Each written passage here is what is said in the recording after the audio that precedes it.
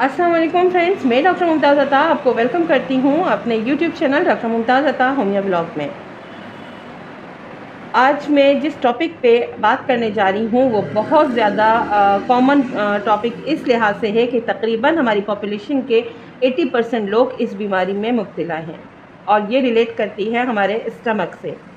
जी हाँ फ्रेंड्स, मैं बात करने जा रही हूँ आज हार्ट बर्न या सीने की जलन पर। लेकिन अपनी व्लॉग शुरू करने से पहले मैं आपसे रिक्वेस्ट करूंगी कि काइंडली मेरा व्लॉग ना सिर्फ आप लाइक करें, शेयर करें, बल्कि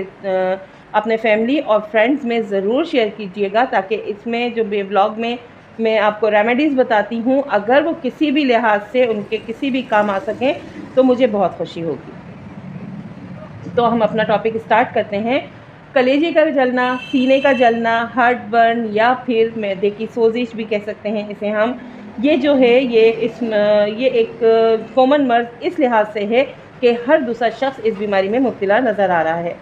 इस मर्ज़ में पेट में दर्द होता है, मरीज़ के खुराक की नाली में जलन की शिकायत करता है और मुंह से तुर्श पानी आने की भी शिकायत करता है मरीज़। और ये जो मर्ज़ है ये ज़्यादातर तेज़ाबी खासियत रखने वाले मरीज़ों को होता है और बाज़ औक़ात जो वो पेशेंट जो कि एलोपैथिक दवाएं बहुत ही फरावानी से इस्तेमाल करने के आदी हैं, यानी थोड़ी थोड़ी सी बात पे वो कोई भी एस्प्रिन, डिस्प्रिन, पैनाडोल कुछ भी यूज़ करते हैं, तो उन मरीज़ों में अमूमन ये शिकायत बहुत ही कॉमन देखी गई है। इसके अलावा ऐसे मरीज़ जो कि सिगरेट नोशी में बहुत ज़्यादा मुब्तला हैं, चेन स्मोकर कहे जा सकते हैं, बल्कि स्मोकिंग किसी लिहाज से भी, या फिर वो कोई और मनशियात यूज़ करने के आदी हैं, या फिर वो अल्कोहल या शराब नोशी में मुब्तला हैं, तो ऐसे मरीज़ों को भी सीने की जलन बहुत ज़्यादा इफ़ेक्ट करती है। इसके अलावा ज़्यादा मुरगन खाना खाने वाले लोग, मीन्स के बहुत ज़्यादा ऑयली फूड, स्पाइसी फूड जो यूज़ करते हैं, वो भी इस मर्ज़ में बहुत जल्दी मुब्तला हो जाते हैं। जो सीने की जलन या हार्ट बर्न हम कहें तो ये एक बदहज़मी की इलामत है, और जो कि बहुत ज़्यादा मैंने जैसे कि बताया कि ऑयली फूड खाने से, क्योंकि वो हज़म नहीं होता है, और ख़ास तौर पे अगर आप घर का खाना नहीं खा रहे हैं, बाहर के खाने के आदी हो चुके हैं, बहुत ज़्यादा कसरत से आप होटलिंग कर रहे हैं, रेस्टोरेंट्स के खाने ऑर्डर कर रहे हैं, या फिर चीज़ी खाने आप बहुत ज़्यादा खा रहे हैं, तो ये भी इफ़ेक्ट करता है आपके मैदे पे और नतीजतन आप सीने की जलन या बदहज़मी का शिकार हो सकते हैं। बाज़ ख़वातीन को ड्यूरिंग प्रेगनेंसी भी ये शिकायत हो जाती है, और इसकी एक वजह कॉन्स्टिपेशन भी है, क्योंकि ख़वातीन अमूमन ड्यूरिंग प्रेगनेंसी कॉन्स्टिपेशन में मुब्तला होती हैं, तो इस वजह से उन्हें ये शिकायत होती है। लेकिन बाज़ ऐसे अफराद जो कि दायमी मरीज़ हैं कॉन्स्टिपेशन के, तो उन्हें सीने की जलन भी साथ साथ ज़रूर होती है। इसके अलावा अगर देखा जाए तो बहुत ज़्यादा टेंशन, बहुत एंग्ज़ाइटी, आप मेरी टेंशन और एंग्ज़ाइटी वाली व्लॉग अगर चेक करेंगे तो उसमें भी मैंने ज़िक्र किया है कि ये सीने की जलन इसका एक बहुत ज़्यादा बड़ा कारण है। तो बहुत ज़्यादा गम, रंज, फ़िक्र, किसी चीज़ का दुख, बहुत ज़्यादा एंग्ज़ाइटी, टेंशन, ये भी एक सबब होती हैं हमारे हार्ट बर्न के। इसके अलावा अगर आप दिमागी मेहनत के आदी हैं, या आपकी जॉब की नौयत, आपके काम की नौयत ऐसी है कि आप बहुत ज़्यादा दिमागी मेहनत कर रहे हैं कंप्यूटर से रिलेटेड, या कोई और भी काम ऐसा है, तो वो भी फिर एक सिम्टम्स, एक साइन हो सकता है इसका हार्ट बर्न का। इसके अलावा बहुत से जो वबाई अमराज या मुतादी अमराज जो हैं, मीन्स के मलेरिया, टाइफाइड, ये भी एक रीज़न हो सकते हैं सीने की जलन का, और इनके नतीजे में भी सीने की जलन हो सकती है। अच्छा, अमूमन देखा गया है कि ये जो परेशानी आती है, या ये जो हमें सिम्टम्स आते हैं सीने के जलन के, ये अमूमन रात के वक्त में आते हैं। रात के वक्त मैदे के दर्द की शिकायत करता है पेशेंट, और पेट में बहुत ज़्यादा मरोड़ की शिकायत करता है, और साथ ही साथ उसको सीने की या खाने की नाली में जलन की तकलीफ़ बेतहाशा हो जाती है। उसका जी मतलाता है, डकारें आती हैं, और वो बहुत परेशानी में मुब्तला हो जाता है। और इसी शिकायत की वजह से, क्योंकि जी मतलाना और डकारें आना, और इसकी वजह से फिर उसके मुंह में तुर्श पानी का आना भी एक कॉमन बात हो जाती है। जब जी मतलाता है, क्योंकि खाना उसका हज़म नहीं हुआ, तो जब खाना हज़म नहीं होगा, जी मतला रहा होगा, तो बाज़ औक़ात वॉमिट भी कर देगा मरीज़। ज़बान पर अगर हम उसका ज़बान का मायना करें तो गाढ़ी सी एक हमें लेयर नज़र आती है, जिसका मतलब ये होता है कि इस मरीज़ को स्टमक की शदीद कोई ना कोई परेशानी या कोई ना कोई बीमारी है। मुंह का जायका ज़ाहिर है ख़राब रहेगा, क्योंकि तुर्श डकारें आ रही होंगी, तुर्श पानी की शिकायत होगी, तो मुंह का जायका तो मरीज़ का हमेशा ख़राब ही हो जाता है इससे। तो हमें सबसे पहले क्या करना चाहिए, जब भी मरीज़ हमारे पास इस कैफियत में आए तो हमें उससे रिकमेंड करना चाहिए ब्लड सीपी, और इसके अलावा हमें पेट का अल्ट्रासाउंड ज़रूर करा लेना चाहिए। और जो है एंडोस्कोपी, ये बहुत ज़्यादा अगर शदीद कोई नौयत के मसले हों तो एंडोस्कोपी रिकमेंड की जा सकती है, लेकिन अमूमन इसकी ज़रूरत नहीं पड़ती, अल्ट्रासाउंड से ही केस क्लियर हो जाता है।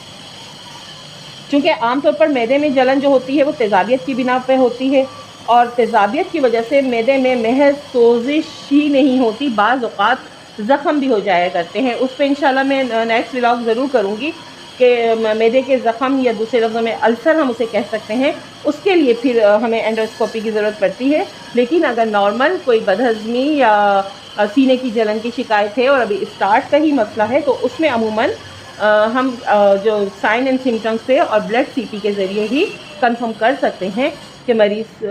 को ये मसला है। और इसकी आप जब केस हिस्ट्री लेंगे, केस टेकिंग करेंगे, तो आपको वैसे ही पता चल जाएगा मरीज़ कितना आराम का आदी है, खाने के बाद वॉक करता है नहीं करता, एक्सरसाइज कर सकता है नहीं कर सकता, खातून है तो वो प्रेग्नेंट तो नहीं है, या बहुत ज़्यादा वो मुरगन खाने की आदी हैं और खा के और लेट जाने के आदी हैं अगर मरीज़, तो भी इससे पता चल जाता है हमें, और फिर हम अपना इलाज बहुत आसानी से कर सकते हैं।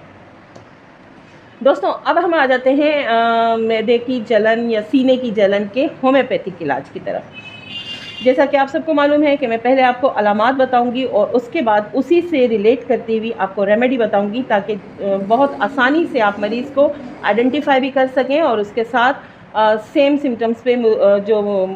उसकी रेमेडी होगी वो आप दे सकेंगे। अगर दर्द मैदे की साइड पे बहुत ज़्यादा तेज़ महसूस हो रहा हो और ऐसा महसूस हो कि मैदा किसी गिरफ्त में आया हुआ हो, यानी उसको किसी ने होल्ड किया हुआ हो, मैदे को किसी चीज़ ने दबाया हुआ हो, पकड़ा हुआ हो, मैदे की जलन भी बहुत ज़्यादा हो रही है और दर्द में सुबह और शाम के वक्त ज़्यादती की शिकायत करेगा मरीज़, और अगर हम मैदे को हाथ लगाएंगे मरीज़ के तो वो छूने नहीं देगा, उसको इतनी ज़्यादा तकलीफ़ हो रही होगी।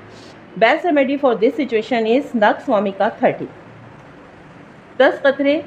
डायरेक्टली टंग पे आप मरीज़ को देंगे और 3 टाइम अ डे आप देंगे। इंशाल्लाह 15 दिन में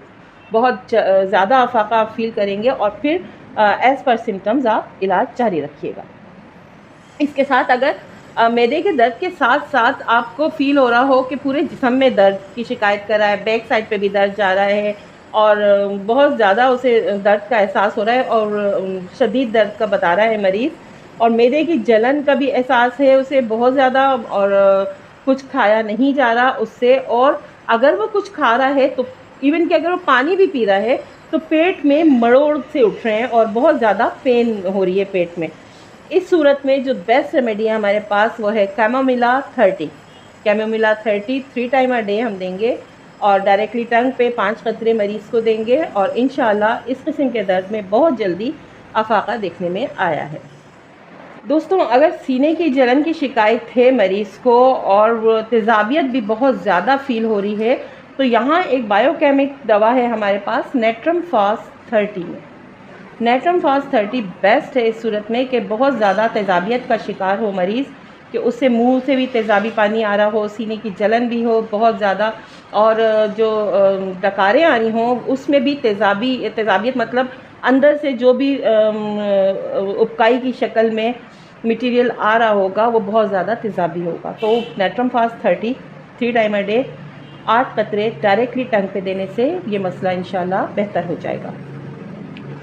इसके अलावा दोस्तों, अगर मैदा भर जाए, बहुत ज़्यादा ओवर ईटिंग कर ली हो और खट्टे डकार आने शुरू हो गए हों, और उसके साथ साथ ओवर ईटिंग की वजह से मतली और क़े भी हो रही हो और सीने में जलन तो ऑलरेडी होगी ही, तो सबसे बेस्ट रेमेडी जो हमारे पास है वो है बिस्मिथ 30। बिस्मिथ 30 भी आप 3 टाइम अ डे दे सकते हैं। और स्टार्ट में अगर मरीज़ बहुत ज़्यादा अपनी परेशानी का इजहार करे, ओवर ईटिंग की वजह से बहुत ज़्यादा उसका मैदा भरा हुआ महसूस हो रहा हो, तो आधा गिलास पानी में इसके 15 कतरे मिला लीजिए और तकरीबन 10-10 मिनट के बाद ये पानी आप स्पून की मदद से मरीज़ को दें। उस वक्त तक दें जब तक कि वो कुछ बेटर फील ना करने लगे। उसके बाद फिर 3 टाइम अ डे आप कंटिन्यू करें और फिर इंशाल्लाह 15 दिन के बाद आप एज़ पर सिम्टम्स उसके बकिया आप इलाज जारी रखेंगे। इसी की तरह जलनदार दर्दें हों, यानी जलन भी हो रही हो और दर्दें भी बहुत शदीद हो रही हों, शदीद जलन मैदे की दुखन के साथ हो, यानी एक दर्द तो हो ही रहा हो लेकिन मैदे की दुखन का एहसास भी बहुत हो, ऐसा लगे कि हाँ कोई चीज़ ऐसी है जो मुस्तकिल दुख रही है और मैदा बहुत हसास हो गया होगा, मरीज़ को शदीद कमज़ोरी महसूस हो रही होगी, वो बिल्कुल भी चल फिर नहीं पा रहा होगा, इवन के वो उठ भी नहीं सक रहा होगा।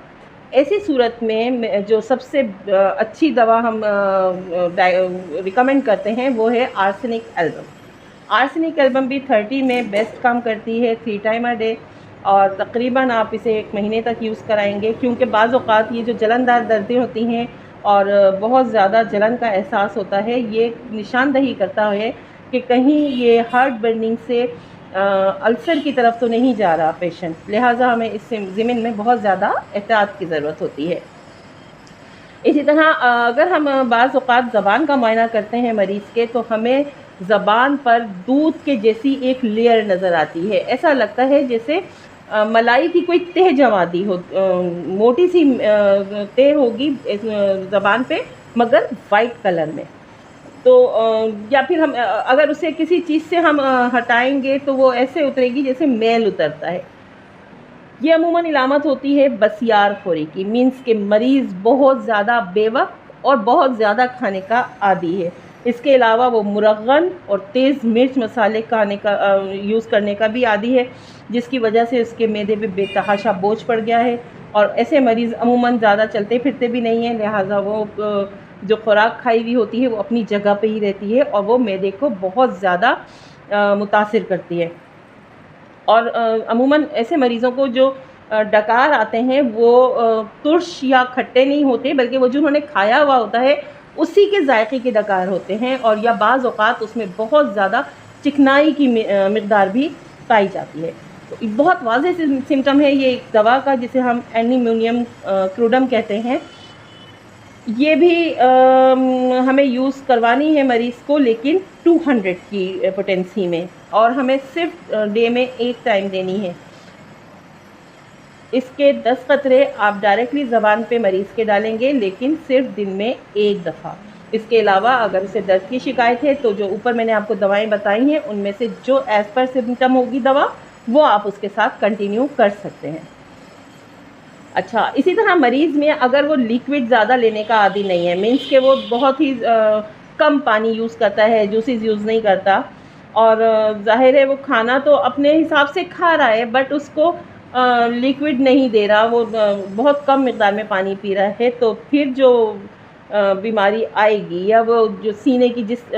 जलन में मुब्तला होगा या मैदे की जिस तकलीफ़ में मुब्तला होगा, वो ऐसा लगेगा मैदा अंदर ही अंदर डूब रहा है, दर्द बेतहाशा होगा, ऐसा लगेगा कोई पत्थर सा उन्होंने किसी ने यहाँ मैदे की जगह पर ला के रख दिया है। बहुत वाज़ेह इलामत है ये काल्चिकम 30 की। काल्चिकम 30 होम्योपैथिक रेमेडी है, इसे आप 3 टाइम अ डे दे सकते हैं, 8 से 10 कतरे रोज़ाना डायरेक्टली टंग पर, और 15 दिन तक कंटिन्यू आपको इसे इस्तेमाल कराना है, फिर एज़ पर सिम्टम कंटिन्यू करना है इलाज। इसी तरह अगर प्यास बहुत ज़्यादा लग रही हो मरीज़ को, थोड़ी थोड़ी देर बाद वो पानी पीने का आदी हो, बहुत ज़्यादा उसको प्यास लग रही हो बट प्यास बुझ नहीं रही हो, पानी वो जितना पी रहा होगा उसे लग रहा होगा कि मैंने पानी नहीं पी है, इसके साथ साथ उसे सीने की जलन का भी एहसास होगा और वो मुंह में बार बार उसके तुर्श पानी आ रहा होगा। ज़बान का अगर हम मुआयना करेंगे तो वो हल्की सी उसमें सुर्खी माइल हमें नज़र आएगी। तो बहुत वाज़ेह इलामत ये बेलाडोना 30 की है। जब भी ऐसी कैफियत में किसी मरीज़ को आप देखें तो बेलाडोना 30 आप बहुत आराम से उसे दे सकते हैं, 3 टाइम अ डे, तकरीबन 8 कतरे डेली। लेकिन तकरीबन आपको 1 महीने तक इसको कंटिन्यू रखना पड़ेगा, उसके बाद एज़ पर सिम्टम इसका कंटिन्यू करेंगे इलाज। इसके साथ दोस्तों के खाना खाने के फ़ौरन बाद सीने में जलन पैदा हो जाए, यानी ये मुस्तकिल अलामत नहीं, जब भी कोई खाना खाएगा मरीज़ उसके बाद वो शिकायत करे कि मुझे सीने की जलन हो जाती है, और मुंह में पानी आना शुरू हो जाता है। सबसे best remedy for this condition is China 30। आप खाना खाने के थोड़ी देर के बाद मरीज़ को चाइना 30 आधा ग्लास पानी में 10 कतरे डाल के दें, और इंशाल्लाह जैसे ही ये तकलीफ़ इनकी रफ़ा होना शुरू हो जाए उसके बाद इसको कंटिन्यू करें, क्योंकि मैदा उस बोझ को नहीं सहार पा रहा, उस तकलीफ़ को नहीं बर्दाश्त कर पा रहा। लिहाजा जब तक ये कंप्लीट सही नहीं हो तब तक इसे कंटिन्यू करना है। उसके बाद मरीज़ की हालत जब बेहतर हो जाए फिर हमें इस दवा को बंद करना है। इसके साथ ही दोस्तों, जैसा कि आपको पता है कि ये तो मैंने आपको तमाम सिम्टम से मुतालिक तमाम रेमेडीज़ बताई जो कि मुख्तलिफ़ अलामात पर मबनी थी। लेकिन अगर बहुत ही अचानक आप किसी सीने की तकलीफ़ में, सीने की जलन में मुब्तला हो जाते हैं, उससे पहले कोई ऐसी अलामात नहीं थी, तो उसके लिए मैं हमेशा की तरह आपको एक कंपाउंड रेमेडी बताने जा रही हूँ। कलकेरिया का 6x में, बिस्मिथ 6x में, आर्सेनिक एल्बम 6x में और कार्बोवेज 6x में। ये चारों दवाएं आपको इकट्ठा आधा ग्लास पानी में तकरीबन 10-10 कतरे डाल देने हैं और दिन में 4 से 5 दफ़ा इसको मरीज़ को यूज़ कराना है, जब तक उसको इसमें अफाका फ़ील नहीं हो जाए सीने की जलन में, हार्ट बर्निंग में, तब तक आप ये दे सकते हैं और इंशाअल्लाह बहुत जल्द मरीज़ इससे रिकवर कर जाता है। दोस्तों, ये तो थी मेरी वो तमाम होम्यो रेमेडीज़ जो मैंने आपके साथ शेयर करी। लेकिन मैं एक बात आपको ज़रूर बोलना चाहूँगी हमेशा की तरह कि अपने खाने पीने पर एहतियात कीजिए, सुन्नत नबी के मुताबिक खाना पीना स्टार्ट करें, अपना जो एक लाइफ स्टाइल है उसे थोड़ा सा चेंज करें, क्योंकि बहुत ज़्यादा आसाइशें या बहुत ज़्यादा सुस्ती हमारे तमाम ही सिस्टम को और ख़ास तौर पे निज़ाम को बहुत ज़्यादा मुतासिर करती है। अगर हम खाकर एक जगह बैठ जाएंगे और मूव नहीं करेंगे, चलेंगे फिरेंगे नहीं, तो मैदा अपना वर्क सही तरह से नहीं कर सकेगा। या तो वो ओवर ईटिंग की वजह से बहुत ज़्यादा सिक्रेशन स्टार्ट कर देगा, या फिर वो बिल्कुल ही डल हो जाएगा और वो अपना काम नहीं करेगा। लिहाजा सुन्नत नबी का जो एक तरीक़ा है कि 1/3 भूख छोड़ के खाइए, अपना थोड़ी सी भूख छोड़ के खाइए, ओवर ईटिंग मत कीजिए, मुरगन ग़िज़ाओं से परहेज़ कीजिए और अपनी खुराक में सब्ज़ियों को ज़रूर शामिल कीजिए, फ्रेश सलाद को ज़रूर शामिल कीजिए और मौसम की जो सब्ज़ी आ रही है उसको ज़रूर इस्तेमाल कीजिए, क्योंकि अल्लाह ताला ने उसमें शिफा रखी है। ज़्यादा तुर्श मिर्च मसालों से परहेज़ कीजिए। ये न सिर्फ हमारी जो बीमारियों को दावत देने से के मुतरातिफ़ होता है कि हम इन तमाम मुरगन खानों से, तुर्श स्पाइसी खानों से, चीज़ी खानों से और बाहर के खाने जो ज़्यादातर अगर खाए जा रहे हैं, तो हम ना सिर्फ बीमारियों को दावत दे रहे हैं बल्कि अपने लिए भी मुसीबत पैदा कर रहे हैं। उम्मीद है आज की व्लॉग आपको पसंद आई होगी। कमेंट्स बॉक्स में ज़रूर अपनी फीडबैक दीजिएगा। मिलते हैं अपनी नेक्स्ट व्लॉग में, तब तक के लिए इजाज़त। अल्लाह हाफ़िज़। दुआ में याद रखिएगा।